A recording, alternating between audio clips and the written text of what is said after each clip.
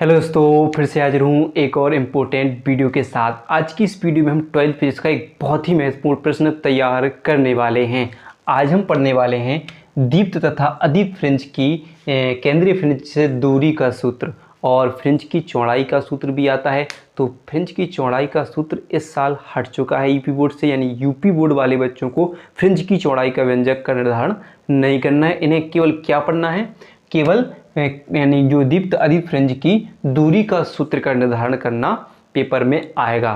Fringe की चौड़ाई का सूत्र नहीं आएगा। अगर आप दूसरे बोर्ड से हो और अगर आपके सिलेबस में है तो वीडियो को भी पूरा देख लीजिएगा, क्योंकि आज हम फ्रिंज की चौड़ाई यानी फ्रिंज की दूरी का सूत्र तो निकालेंगे, लेकिन फ्रिंज की चौड़ाई का भी सूत्र बताएंगे। लेकिन यूपी बोर्ड वालों को केवल क्या करना है, फ्रिंज की दूरी तक ही सूत्र का निर्धारण करना आएगा पेपर में। तो वीडियो को पूरा जरूर देख लीजिएगा। पसंद आए तो लाइक कीजिएगा, ज़्यादा से ज़्यादा हो सके शेयर कीजिएगा, क्योंकि वीडियो बहुत ही इम्पोर्टेंट होने वाली है। इसको बहुत ही शानदार यानी सिंपल तरीके से आज के इस प्रश्न को तैयार करने वाले हैं। तो वीडियो को पूरा देखिएगा, पसंद आए तो लाइक कीजिएगा, शेयर जरूर कीजिएगा, नए हो तो सब्सक्राइब जरूर कीजिएगा। तो आइए समझते हैं। तो सबसे पहले यहाँ पर हम डायग्राम बनाएंगे। डायग्राम की जो भाषा होगी वो आपको नोट करते जाना है, यहाँ पर नहीं लिखी जाएगी, तो आपको नोट करना है। जैसे मैं बताते जाता हूँ, देखिए हमें 3 पर्दों की ज़रूरत पड़ेगी। तो देखिए पहला पर्दा बनाते हैं, इसे हम नाम दे देते हैं L। अगला पर्दा नाम दे देते हैं हम M, और एक नाम दे देते हैं हम N। ठीक है, 3 पर्दे हो गए, L M N।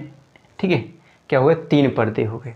अब पहले पर्दे पर एक रेखा छिद्र S है। क्या है, एक रेखा छिद्र S है, तथा इसके सामने वाले पर्दे पर, जो सामने वाला रेखा छिद्र S से सामने वाले पर्दे पर 2 अन्य रेखा छिद्र क्या कर दें, S1 व S2 हैं।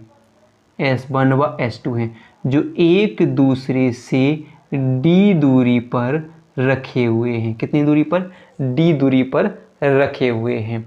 अब क्या होता है, तथा जो पर्दे M से रेखा छिद्र जो S1 S2 से पर्दे N तक की दूरी क्या है, कैपिटल D है। ठीक है, इतनी बात क्लियर है। अब क्या करेंगे, हम रेखा छिद्र S से प्रकाश को गुजारेंगे। तो क्या रखें, रेखा छिद्र माना रेखा छिद्र S से चलने वाली द्वितीयक तरंगाएं, हाइगेंस का सिद्धांत पढ़ा होगा द्वितीयक तरंगाओं, तो भाई तो चलने वाली द्वितीयक तरंगाएं रेखा छिद्र S1 व S2 पर समान कला में पहुंचती हैं या मिलती हैं। और ये द्वितीयक तरंगाएं जहाँ पर मिलती हैं तो ये S1 S2 एक नए तरंग स्रोत का कार्य करती हैं, यानी आगे चलेंगी। हाइगेंस की द्वितीयक तरंगाओं का सिद्धांत पढ़ा है, तो जैसे तरंगें आगे बढ़ती हैं तो अगले पॉइंट पर पहुंचेंगी तो वहाँ पर ये क्या करेंगे, एक नए तरंग स्रोत का काम करती हैं। फिर क्या करते हैं, जब इन तरंगों से निकलने वाली यानी S1 S2 रेखा छिद्र से जो द्वितीयक तरंगाएं निकलेंगी तो अन्य रेखा छिद्र के इस पर जो अपना पर्दा है N पर एक बिंदु P पर अध्यारोपित होती हैं। और जब 2 किरणें किसी बिंदु पर अध्यारोपित होंगी तो वहाँ पर क्या बनाएंगी, व्यतिकरण फ्रिंजें बनाएंगी, जो दीप्त व अदीप्त फ्रिंजें होंगी। जहाँ पर प्रकाश की तीव्रता अधिकतम पड़ेगी पर्दे पर तो वहाँ पर दीप्त फ्रिंजें, और जहाँ पर कम पड़ेगी वहाँ अदीप्त फ्रिंजें बनेंगी। तो यहाँ पर इस पर्दे के बिंदु को नाम देते हैं P। तो यहाँ पर क्या बनेंगी, फ्रिंज बनेंगी। ठीक है, अब अगर हम मान लेते हैं, फिर हम क्या लिखेंगे, तथा इस पर्दे यानी जो रेखा छिद्र M यानी पर्दे M या रेखा छिद्र S1 S2 से एक लंब अर्धक रेखा खींचते हैं, जिसे हम नाम देते हैं लंब अर्धक रेखा। कौन सी, CO खींच लेते हैं। ठीक है, CO खींच लेते हैं, तथा इससे हम एक और लंब डालते हैं यहाँ से, यहाँ पर बिंदु P पर मिला देते हैं, जहाँ पर एक थीटा कोण बनाते हुए इसे रखा गया है, मतलब खींचते हैं। थीटा कोण बनाते हुए इस रेखा को हम खींच देते हैं।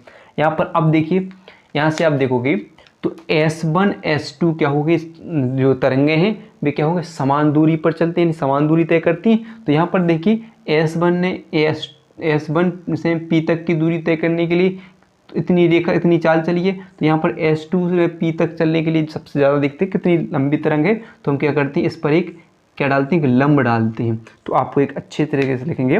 तो फिर क्या लिखेंगे, तब बिंदु S1 S2 P रेखा पर एक लंब S1A डालते हैं। क्या डालते हैं, कौन सी रेखा पर, किसी रेखा पर S2P रेखा पर क्या करते हैं, S1 से एक लंब डालते हैं जिसे हम नाम देते हैं S1A, एक लंब डालते हैं और फिर क्या देखते हैं कि इनमें कितनी तरंगें, इतनी कितनी चाल चली है और इनमें कितने का अंतर था। तो देखिए यहाँ से यहाँ तक देखेंगे तो इनकी समान क्या हो जाएगी AP और क्या होगी S1P बराबर दूरी है, लेकिन इनमें कितने का अंतर था S2P, और हमें यही क्या कहलाएगा S2P क्या कहलाएगा, इन तरंगों के बीच पथांतर कहलाएगा। तो है पथांतर निकालना होगा, तो ध्यान रखना है।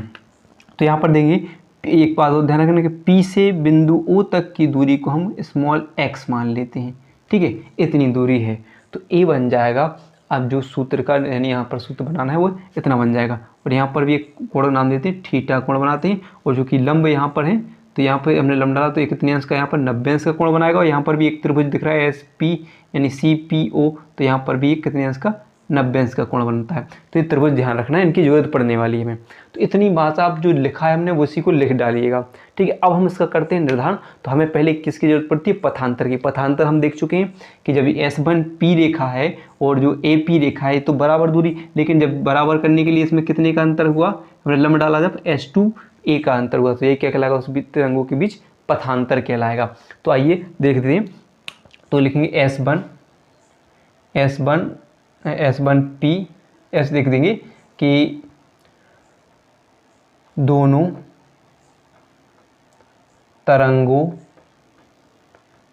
के बीच पथांतर, ठीक है। जो S1P और S2P की रेखा है, तरंगे हैं, इनके बीच कितने का पथांतर हुआ, तो हम देखेंगे कि यहाँ पर देंगे अगर बड़ी रेखा कौन सी है S2P, तो क्या लिखेंगे हम S2P में से अगर हम S1P को माइनस कर रहे हैं तो केवल कितने का अंतर बच रहा है, इसमें S2A का अंतर बच रहा है, यानी S2A का अंतर बच रहा है, यही क्या कहलाएगा, हमारा पथांतर कहलाएगा, यानी S2A क्या होगा, पथांतर होगा। बस इतनी बात रखना है, बस वो कुछ नहीं। अब देखेंगे तब देखेंगे फिर अगला त्रिभुज।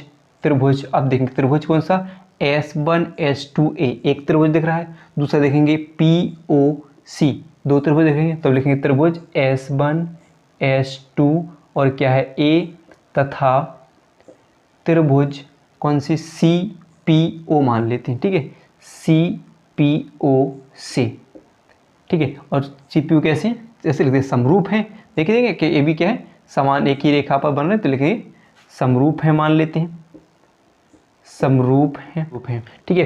तो क्या होता है, समरूप त्रिभुजों की अनुपातिक भुजाएं क्या होती हैं, आपस में बराबर होती हैं। तो देखिए यहाँ पर देखिए समरूप, तो पहला त्रिभुज देखेंगे हम S1S2A, तो यहाँ पर देखोगे आप, ठीक है, तो ऐसे देखोगे यहाँ पर क्या हमने क्या बताया था, 90 अंश का कोण बन रहा है, तो 90 अंश का कोण यानी क्या हो जाएगा, यहाँ पर लंब S1 यानी A और S2 क्या हो जाएगा, लंब हो जाएगा, और S1 यहाँ पर जहाँ पर थीटा कोण बनता है वहाँ पर वो रेखा क्या कहलाती है, कर्ण कहलाती है। तो यहाँ पर पहले हम लंब ले लें तो क्या हो जाएगा S2A, तो क्या हो जाएगा S2A बटे क्या हो जाएगा, कर्ण क्या हो जाएगा S1S2 हो जाएगा, ठीक है, बराबर। ऐसे ही अब अगला त्रिभुज हमने क्या देखा आपने कि CPO यानी CPO, तो ये क्या हो जाएगा आपका, ऐसा बना जाए, ठीक है। तो PO और C, तो पहले हम लंब ले लेंगे तो क्या हो जाएगा PO बटे क्या हो जाएगा आपका PC, ठीक है, PC हो जाएगा नहीं। चूँकि यहाँ पर आप देखिए जो यहाँ पर देखोगे कि जो PC भुजा है यानी जो CP भुजा है वो किसके बराबर दिख रही है आपके लिए, यानी ये देखो थीटा कोण बना हुआ है, और फिर ये रेखा है और ये किसके बराबर मान लेते हैं हम, CO के बराबर। यहाँ चूँकि हम मान लेते हैं कि जो CP रेखा है वो किसके बराबर हो गई, CO के बराबर मान लेते हैं। तो हम क्या लिख दें यहाँ पर S2A बटे S1S2 बराबर PO बटे क्या लिख दें, CO लिख दें।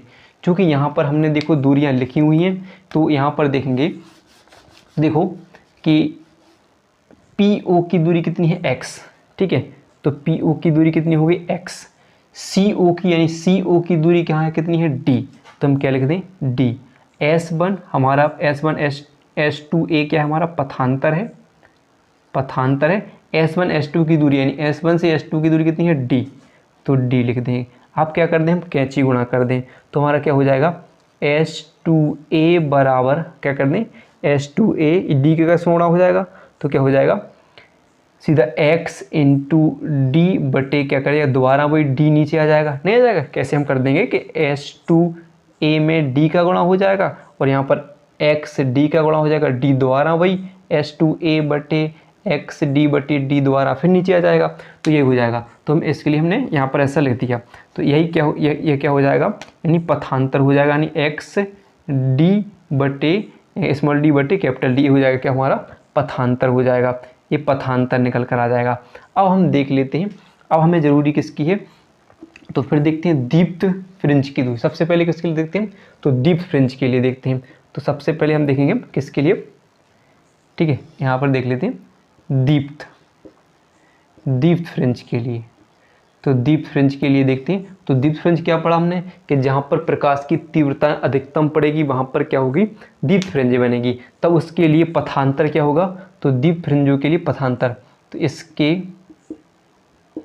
लिए पथांतर मान लेते हैं, पथांतर। तो पथांतर क्या होगा, ऐसे मान लेते हैं, अगर मान लेते हैं कि ऐसे मान लेते हैं कि लैम्डा 2 लैम्डा 3 लैम्डा या 4 लैम्डा ऐसे चल जाए, यानी कि इनके बीच पथांतर क्या हो जाएगा, क्या हो जाएगा, इसके लिए पथांतर लैम्डा 2 लैम्डा 3 लैम्डा 4 लैम्डा हो जाएगा। यानी क्या कह सकते हैं, यानी मान लेते हैं हम m लैम्डा, जहाँ पर m क्या हो सकता है 0 1 2 3 ये मान लेते हैं। तो इनके बीच पथांतर क्या होगा m लैम्डा। आप में हो जाएगा नहीं, अगर आप 0 रख दो तो क्या निकल कर आ जाएगा, लैम्डा निकल कर आ जाएगा। 1 रख दो तो एक लैम्डा निकल कर आ जाएगा। यहाँ पर रख दो कि 3 लैम्डा 4 लैम्डा, जितनी संख्या रखते जाओ निकल के आएगा, यानी पथांतर बढ़ता हुआ क्रम निकल कर आ जाएगा। तो हमने देखा कि क्या माना हमने m लैम्डा मान लिया, तो कितना हो जाएगा। तो इसके लिए पथांतर देखते हैं क्या है, तो हम पथांतर पढ़ चुके पहले कि x2a पथांतर है, तो उसके लिए क्या था x d बटे डी, तो इसकी जगह पर क्या लिख दें x d बटे डी लिख दें। अगर हमें क्या निकालना है, क्योंकि हमें x यहाँ पर फ्रिंज की दूरी होती है तो उसके लिए सूत्र निकालना है, तो हम क्या माने यहाँ पर 1 माने और कैंची गुणा कर लें, तो जी क्या हो जाएगा एक्स डी बराबर क्या हो जाएगा m लैम्डा d हो जाएगा। अगर हमें x निकालना है तो x बराबर क्या हो जाएगा m लैम्डा d बटे क्या हो जाएगा d। तो यही क्या निकल कर आ जाएगा, किसके लिए निकल कर आ जाएगी, दीप्त फ्रिंज की दूरी के लिए निकल कर आ जाएगी, यानी m लैम्डा d बटे d निकल कर आ जाएगा।